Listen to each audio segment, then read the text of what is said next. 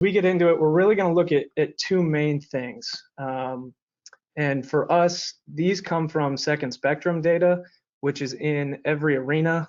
And of those two, these two main categories for us as far as load are things that we look at most. So mechanical is basically looking at high acceleration and deceleration bins from that second spectrum data. So we have it weighted for 60 to 40 as far as decelerations, higher weight than the accelerations from that game. So we know that decelerations, you're assuming that tissue damage during those high decelerations is the main point of concern with that eccentric muscle action.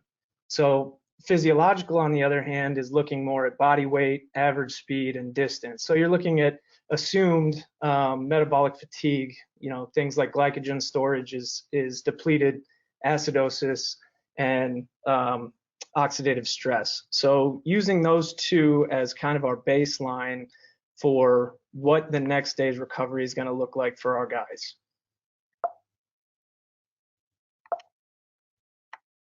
So now as you get into it, when we're looking at mechanical recovery here, we break it down into 4 different categories: player self-care, the coaching recommendations for that day, strength and conditioning, and manual therapy. So for player self-care, and we'll go over this here in a little bit, we have this up on a screen using our Smartabase platform. When guys walk in the facility each day, they walk by the training room, and in the training room there's a large TV that has that previous night games data. So they walk in, they take a look, they see their miles, they see their mechanical and physiological load, where they fall, and then they look at our recommendations. And a part of those recommendations, depending on the day, if somebody's high in mechanical load, that tissue has gone through a lot of stress, probably some inflammation, some, like we had mentioned earlier with the muscle eccentric action, some micro tears, things like that. So we're going to recommend a cold tub if they're sore. And then from there, most of the guys know their isometrics, they know their routine. And then we're going to tell them, depending on their chef or in the facility, depending on what we have that day for lunch or for breakfast, we're going to recommend, some healthy fats and hand out some collagen that our nutritionist will mix with some vitamin C and some OJ, or however the guy prefers it. As far as coaching recommendations for that day, this is something that we take pride in as far as our staff communicating with the coaching staff and really customizing those days, because we typically play every other day based on our schedule. So assuming that we played yesterday, guys come in the facility today, they're going to get a little work, but we play again tomorrow. What do you want those guys to do who went through a high mechanical load? Well, the high mechanical load guys, we want it to be a low intensity movement-based session up and down the court, not a whole lot of change of direction, and then get some spot shooting. And then regards to strength and conditioning that day, we're going to focus on antagonists. And if we want to do any agonist work, it's going to work on, BFR or low to medium reps, just movement based, get those tissues moving, and nothing that's too taxing, and definitely nothing that we think is going to cause any more breakdown than what they already went through. Now, for anybody out there who's doing manual therapy, we really focus a lot, depending on the time, with muscle junctions.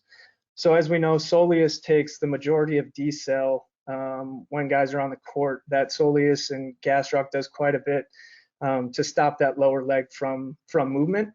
And then, these guys jump a ton, so quad tendon, hamstring, glute, and then the bottom of the foot is huge. Others have touched on it already today, but that big toe plays a big factor in, a lot of these guys' movement. So making sure that thing is pliable has really been a main focus of ours. So that's the mechanical. And now if we look at the difference in physiological load, we're going to look, instead of more on the ice for mechanical, where you're worried more about that tissue breakdown, being sore, having some damage there, we're looking more for hot tub here, Normatec. We're trying to flush out those muscles. Again, this is all under the assumption that these guys, how they feel. So we're going to suggest a hot tub that day, maybe a contrast. And then as far as, again, going to the nutrition, we're looking at antioxidants, protein, things like tart cherry juice, some quality carbs. And then for coaching, if the guys feel good, this is kind of where we fit in and where I like to fit in HRV, is less game days and more the days in between. I find that the HRV really can help us guide what that session should look like and how hard that individual can go. So from there, the HRV is the big part of deciding that day. So if the guy comes in post game and that HRV looks good, it's within their norm, we're going to recommend that they can, and they feel good. You have the conversation with them. We're going to recommend that they go half court. They can focus on change of direction. They can really get some good work in, but understanding that it's a shorter session with longer rest breaks, but the intensity can be up. As far as strength and conditioning, we're looking at, depending on the guy's need, if it's somebody, we have coaching recommendations, but we also have recommendations from coaches on what each individual player may need. So for those days, for strength and conditioning, for those with physiological load that is a little bit higher, we're going to focus on what they need. So some guys may just need overall strength. Our younger guys that haven't been in the league as long, they may just need to go heavy and slow, load those tendons, prepare those tendons for the next game. And other guys may just need some power-based work, depending on that athlete's needs. And then for manual therapy for them, we're fitting right back into that player self-care, looking at just soft tissue flush, those same areas, quads, calves, hip flexors, adductors, and paraspinals, things that are going to fatigue with that high increase in physiological load.